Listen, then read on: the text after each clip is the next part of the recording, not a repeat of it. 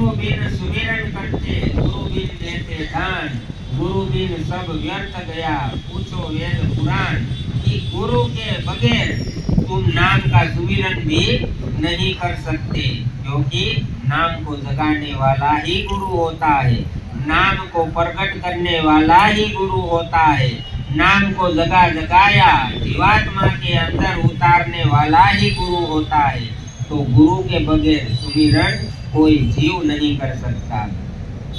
गुरु बिन देते दान, कि गुरु को साक्षी रखे बगैर अगर तुम दान करते हो तो वह दान भी तुम्हारा व्यर्थ जाता है, क्योंकि दान की भी एक विद्या होती है, एक शिक्षा होती है, नियम होता है।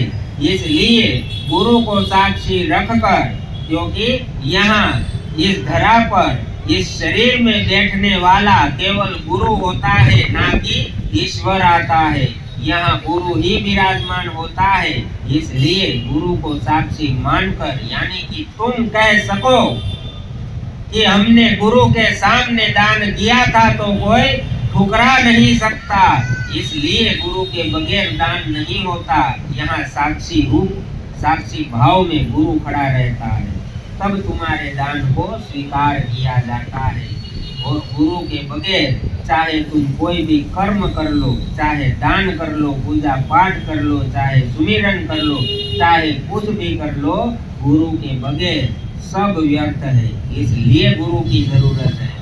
तो यह शास्त्र, वेद, पुराण सब में लिखा गया है। जीव कहता है कि हम पुराने धर्म ग्रंथों को मानते हैं, लेकिन जब कर्म की बात आती है, साक्षी की बात आती है, तो वहाँ जीव यही ज्ञान भूल जाता है और अपनी इच्छा से कर्ता भाव में खड़े होकर दान करता है, सुमिरन करता है, भक्ति करता है, पूजा पाठ देख दिखावा सब कर लेता है, लेकिन वह तुम्हारा लिखा नहीं जाता, क्योंकि साक्षी के रूप में गुरु का होना जरूरी है।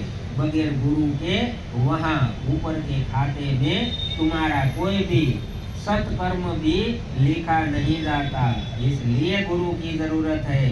गुरु कोई आम नहीं। अगर गुरु इस धरा पर हाजिर न रहे तो इस धरा पर क्या कर्म होंगे, क्या पाप कर्म तुम देखोगे अपनी नजरों से, जिसकी कल्पना भी तुम कर नहीं सकते।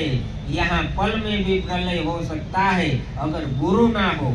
यह धरा की धरोहर केवल गुरु पकड़ कर रखता है, अपने हाथों में रखता है, ताकि जब तक इस धरा पर धर्म की एक किरण भी नजर आती है, तब तक गुरु यहाँ विनाश नहीं होने देता, वरना यहाँ साफ करने में काल को देरी नहीं लगती, क्योंकि यह देश काल का है और